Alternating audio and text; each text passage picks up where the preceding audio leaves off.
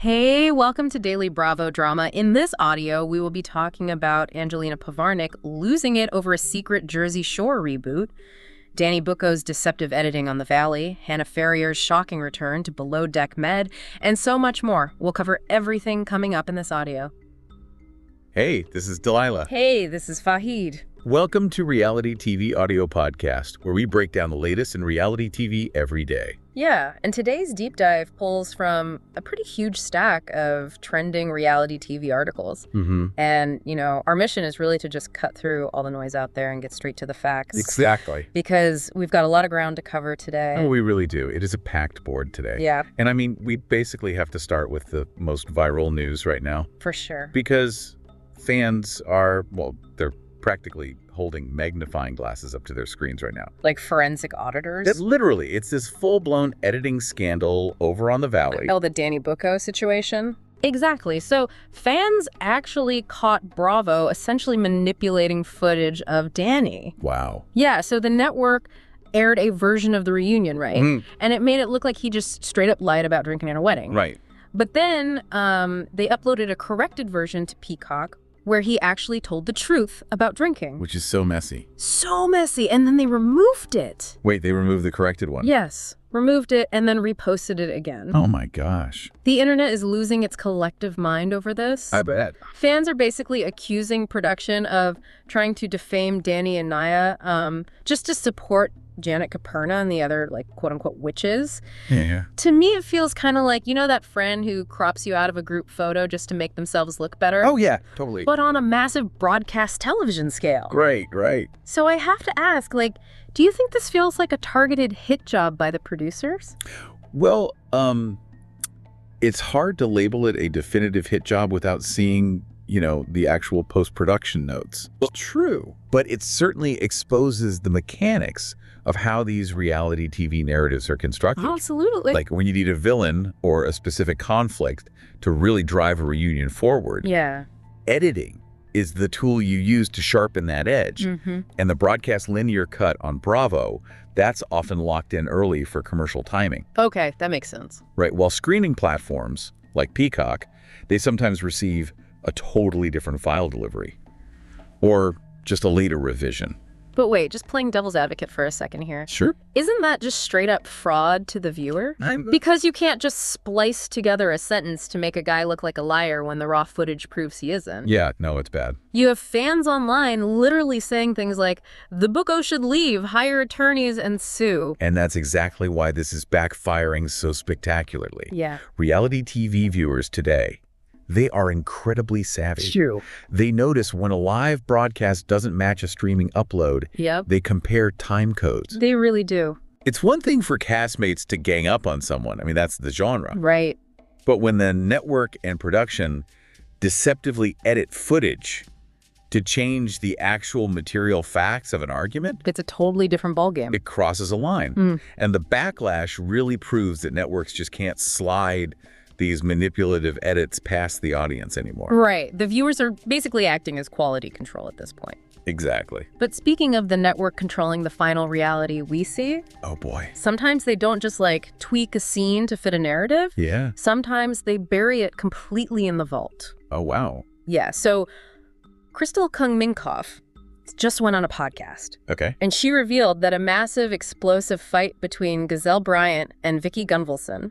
Wait, really? Yes. Right. At Sutton's ugly leather pants party. Oh my God. It was entirely edited out of Real Housewives' Ultimate Girls Trip. It is incredible that a crossover clash of that magnitude just ended up on the cutting room floor. I know. Think about the logistics of that shoot. You have all these massive personalities in one room. Oh yeah, huge egos. And Crystal mentioned that the cast was generally very anti-Vicki from the jump. You even had Luanda Lesseps allegedly switching name cards so she wouldn't have to sit next to her. Which is just peak Housewives behavior, the classic name card switch. Yep. But Crystal said that Portia and Gazelle had specifically warned her about Vicki beforehand. Oh, interesting. Gazelle literally told Crystal, that girl is a problem. Wow. And then, apparently, Vicki does this thing where she just yells. Like her usual yelling. Yeah, Crystal actually described it as a loud bleeding sound. Oh my God. And Gazelle just came for her at lunch. And they didn't show it. We saw 0 seconds of it. That's crazy. How does a network justify hiding gold like that? What's fascinating here is the admission from the top. What do you mean? Well, Crystal brought up the fact that Andy Cohen has openly admitted to cutting scenes. Yeah, it's specifically previous arguments Vicky had with Tamra and Shannon. Oh, wow. And he did it simply to keep the show fun. It's like a theme park. How so? Like, if the roller coaster starts looking a little too dangerous, management just quietly shuts it down, you know, to keep the fun, safe illusion intact for the guests. That's actually a perfect way to look at it. Yeah. The producers have a very specific tonal goal for Girls Trip. Right. It's supposed to be light. Exactly. It's aspirational, light, and chaotic in a humorous way. If a fight gets too dark or too toxic or just doesn't fit that vacation vibe they're trying to package and sell to advertisers, They just scrap it. it vanishes.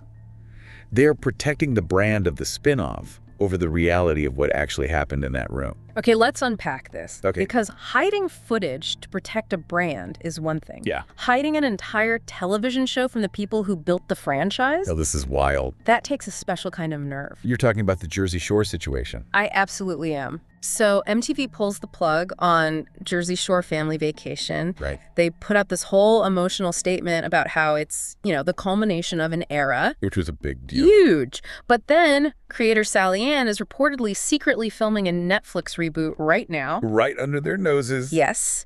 And they are staying in a house in Manasquan, New Jersey. It's so bold. The absolute audacity to stay in the exact same geographic area to film a replacement cast, all while keeping the veterans entirely in the dark. It is wild. The logistics of hiding a production of that size are just wild. I can't even imagine. You have to use shell companies for the permits, Oh, for sure. generic production signs on the street, Yeah. NDAs for the entire neighborhood. Wow. Angelina Pivarnick is definitely not keeping quiet about it, though. She never does. No, she took to her Instagram story, demanding answers for the cast and the fans. All right. And she pointed out that after 16 years together, the 9 of them deserve to know what's happening behind the scenes. And she has a point. And we actually have the names of this alleged new cast. We do. Jake Weber, Melissa Schmidt, Erica Mendez, Ray Minetti. Wait, Ray? Yeah, who is Frank Catanya's nephew, by the way. Oh, the Bravo crossover. Exactly. Antonella De Paola, Andrew Scarillo, Vincent Cirata, and Courtney Dondero. It's definitely worth noting the history here because this isn't the first time they've tried to replace them. Really? Yeah, a couple of those names, Ray and Courtney, they were actually cast in a Jersey Shore 2.0 reboot back in 2022. Oh, I forgot about that. Yeah, it was supposed to film in Atlantic City, but it completely fell apart Why? because the original cast heavily protested that 2022 attempt. Right. They put out a joint statement slamming it and basically leveraged their massive fan base to kill the project. Look, just taking a step back from the fan theories here for a second. Yeah. If you're going to reboot a legendary show, maybe don't film it down the street from the original cast while they think they're just on hiatus. It's so messy. It's a recipe for a massive public relations headache. Totally. Angelina doesn't have a union to complain to, right? No. So her only leverage is taking it to Instagram to mobilize the fans. Which she is doing. We'll see how it plays out for Netflix, but it's just very messy. It really is. And, you know, it's actually a great transition. Oh. Because while networks and production companies go to these extreme lengths to keep secrets Right. and control the narrative, Yeah. the casts themselves often do the exact opposite. That is so true. Information is just currency on these shows, and they just can't stop leaking it. Oh, the loose lips of reality TV. Yep. Over on Next Gen NYC, Shai Fruchter is supposedly learning some really hard lessons about trusting the wrong people. Oh, man. He admitted his biggest mistake of the season was telling Charlie Zachor about a night he spent in a Vegas hotel room with Ava Dash. After BravoCon. Exactly, after BravoCon. The mechanics of how this got out are actually pretty standard. Okay. According to Shai, after the celebrations ended, he went back to Ava's room. Mm-hmm. He asked if he could kiss her. And did he? He claims it didn't actually happen, Okay. but they got very close and had a fun night. Got it. And then the very next day, he shared those details with Charlie. Which feels like the biggest rookie mistake in the book. It really does. You do not trust the group's biggest gossiper with a late-night Vegas hotel story. No way. Shay even said, you know, I should have known better. Charlie is always going to run his mouth a little bit. Yeah. He called him a homie, but admitted the guy just loves to gossip. Which he does. And Charlie immediately blabbed to the whole group, and they all started teasing Shay about it. I mean, Charlie's just doing exactly what he was cast to do. True. He's weaponizing off-camera secrets to secure his spot on the call sheet. Yeah. It's the economy of reality television. Wait, let's be real, though, for a second. Okay. Shay is on a reality show. Yeah. Didn't he tell Charlie specifically because he knew Charlie would spread it? Oh, that's a good point. And get him screen time? Yeah. You can't call him a rookie when this feels like a highly calculated veteran move. Right. He gets the storyline of the hookup without actually having to confront Ava directly on camera first. That's a very fair point. Right. Feigning ignorance while handing a grenade to the most talkative person in the room. Exactly. It's a classic reality TV survival tactic. For sure. But if leaking a Vegas hookup is a calculated career move, Yeah. leaking someone's private medical news is a completely different level of boundary crossing. Oh, yes. Let's talk about Pinky Cole from Real Housewives of Atlanta. She is not happy. She is highly frustrated right now. Yeah. So Claudia Jordan heavily hinted at Pinky's pregnancy before the reunion even aired. Which is wild. Now, Claudia didn't use Pinky's name directly, Right. but she said the pregnant person was sitting on the, quote, right couch. Which, in the context of a reunion seating chart, Yeah, it narrows things down instantly. it really does. Because reunion seating isn't just about where you sit. Yep. It's a literal hierarchy of who is the star, who was in the hot seat, and who is feuding. Absolutely.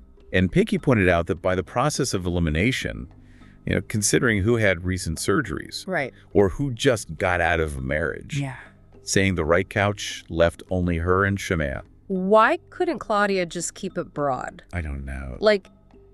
I have to question why reality stars feel this overwhelming need to drop breadcrumbs about other people's private medical news. It's so intrusive. We've all had that toxic coworker or family member who accidentally spills your secret by dropping heavy hints at a dinner party. Oh, totally. It's the ultimate passive-aggressive power move. It is. Pinky said she wanted to keep it private for a minute. She hadn't even been going outside. Wow. She said she loves a good tease, but she was like, at least say it can be the left or the right. It's that desperate race to be the one who breaks the news. Exactly. When you aren't the center of the current storyline, breaking someone else's news, even if you're technically doing it through a riddle, Right. it pulls the spotlight back to you. That makes total sense. But sometimes the rumors themselves are the leaks that just desperately need to be shut down. Like the situation with Crystal Kung Minkoff over on Real Housewives of Beverly Hills.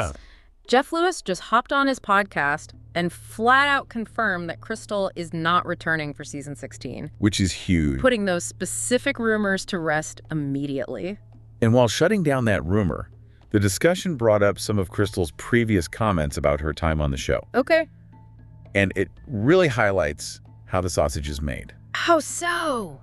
Specifically, her defense of Amanda Francis. Oh, right. Crystal had pointed out that while the cast found Amanda annoying, they were just relentless in questioning her business. Yeah. They treated it like a total scam. Well, Crystal basically said, look, she asks for $100 for financial prosperity advice. I'd take $100 too. Exactly. She felt the cast was being very gaslighty toward Amanda. If we connect this to the bigger picture, this highlights exactly how producer pressure operates on set. Oh, for sure. Crystal revealed that producers will literally come in during a scene, slam the table, and ask, "Are you putting on a show, guys?"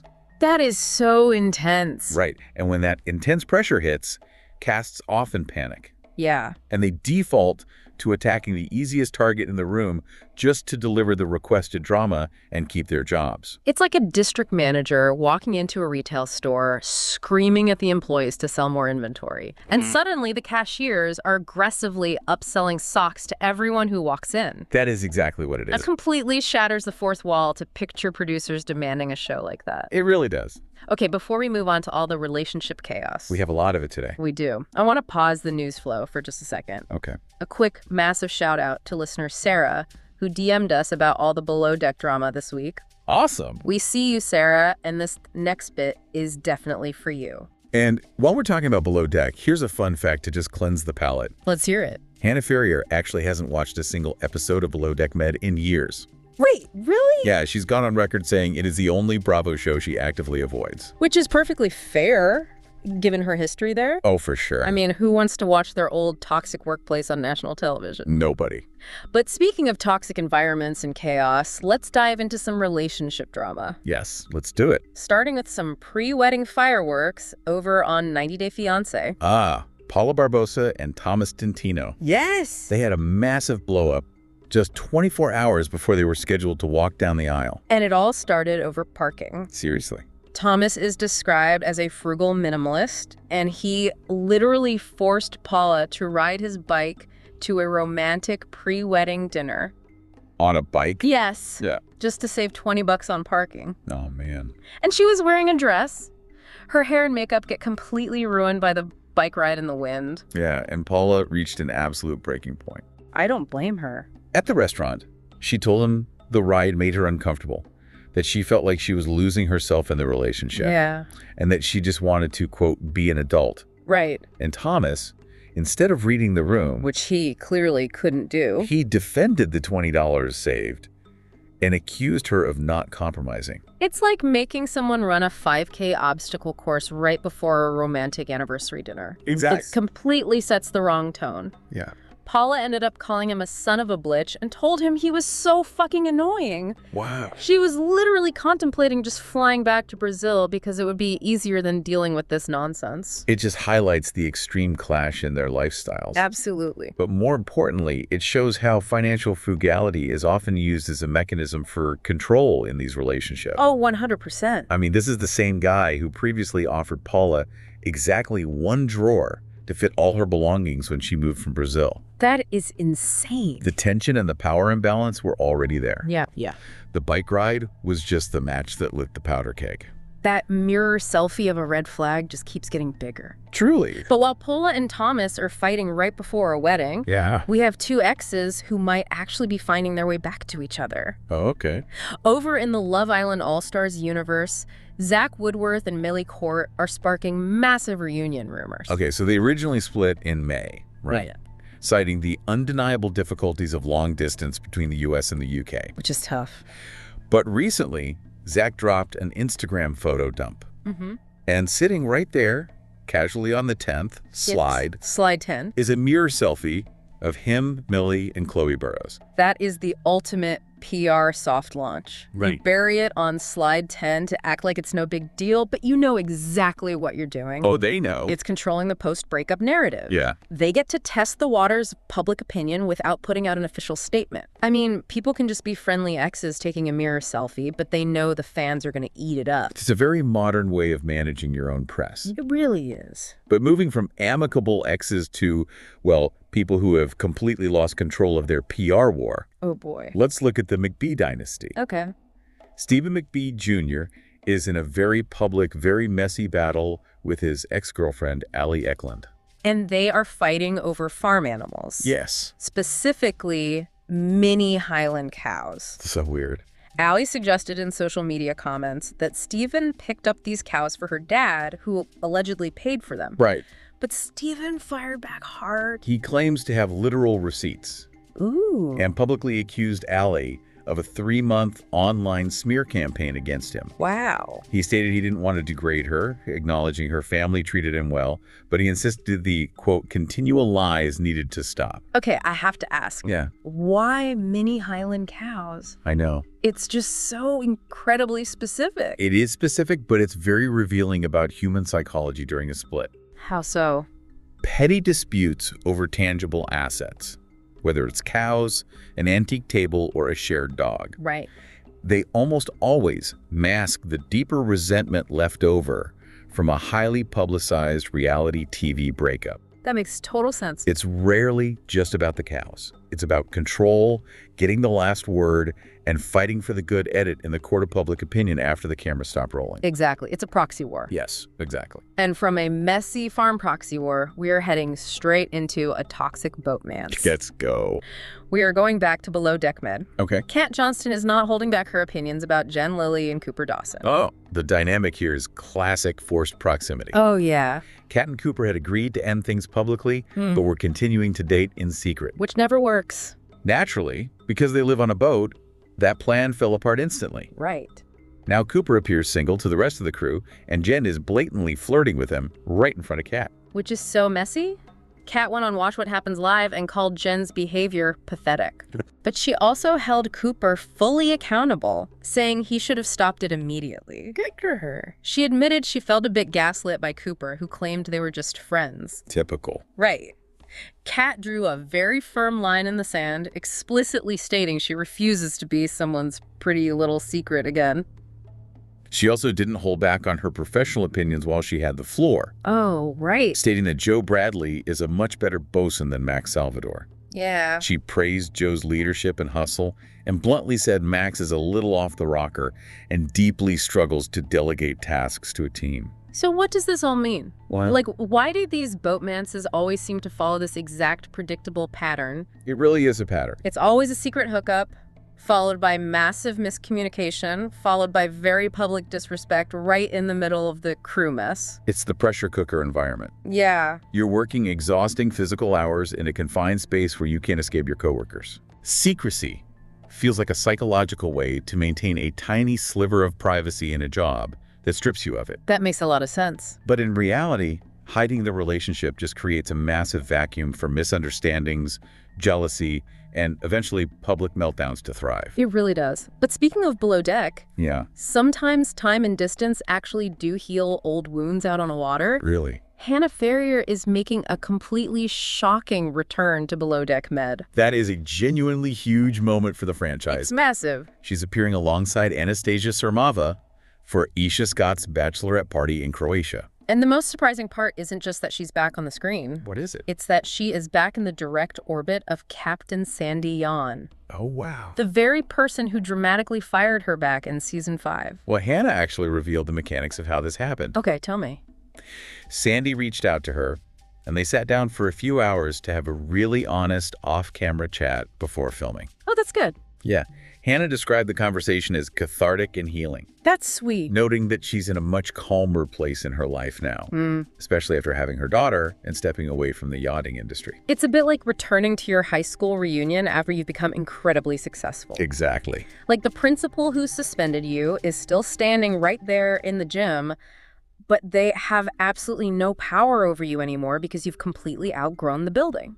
That is exactly the dynamic at play. Yeah. But this raises an important question. What's that? Is true closure actually possible in the reality TV ecosystem? Oh, good question. Or is it just smoothing things over because the cameras are rolling again and everyone knows a reconciliation makes for great television? Honestly, I think it's a bit of both. Yeah. Time provides distance, and life events shift your priorities so you just care less about old grudges. Right. But you can't deny that the Bravo ecosystem heavily rewards full circle moments. Definitely. Whether the healing is 100% pure or slightly motivated by securing a good guest spot, it does provide closure for the viewers who watched that explosive firing years ago. Sometimes you just have to step away completely to find any real peace. Yeah. Look at Kim Richards from Real Housewives of Beverly Hills. Oh, absolutely. Finding peace away from the cameras and the producer pressure is sometimes the only answer for these stars. That's very true. Kim was actually recently seen in a rare public outing following some really intense eviction drama. Right.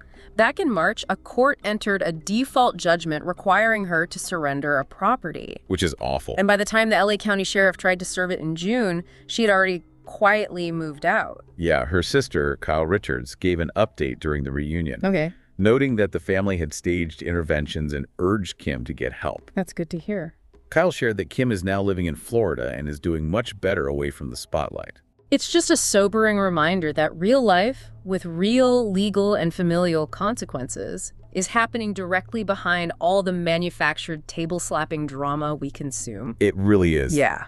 And finally, we have someone who might be moving toward a new show to find her footing and protect her brand. Who is it? Scheana Shay from Vanderpump Rules. Yes. Scheana recently admitted that joining the cast of The Valley would be an organic fit for her. Yeah. She made guest appearances during season 2, but she's openly questioning to the press if she's truly ready to join full-time. While pondering her future publicly, she also took the time to slam Lala Kent, Of course she did. calling Lala's reunion tears completely performative. Ouch. It shows that the toxic Vanderpump Rules dynamics are still very much active and unresolved. Yeah. Even if the cast is fracturing into different side projects and spin-offs. Here's where it gets really interesting. Okay. We are watching an absolute masterclass in career cross-pollination. Oh, definitely. Reality stars frequently attempt to jump to sister shows when their current platform starts to cool down, go on hiatus, or just gets too dark to tolerate. Right. Scheana is reading writing on the wall. She knows. She knows Vanderpump Rules is in limbo, and she's positioning herself perfectly for that Valley transition by calling it an organic fit. It's a pure survival tactic in a volatile industry. It really is. As we look at everything we've discussed today, with all these network reboots, franchise crossovers, deceptive streaming edits, and secret camera crews hiding out in New Jersey, it really leaves you wondering. What's that? Are modern reality stars becoming too aware of the game to give us truly authentic moments anymore? Or is the manipulation itself the new entertainment? That is the perfect question to leave us on. The Metagame is the new show. Truly. Make sure you tune in tomorrow, because we've got a massive bombshell about a certain Real Housewives legal troubles that just hit the courts. You won't want to miss it.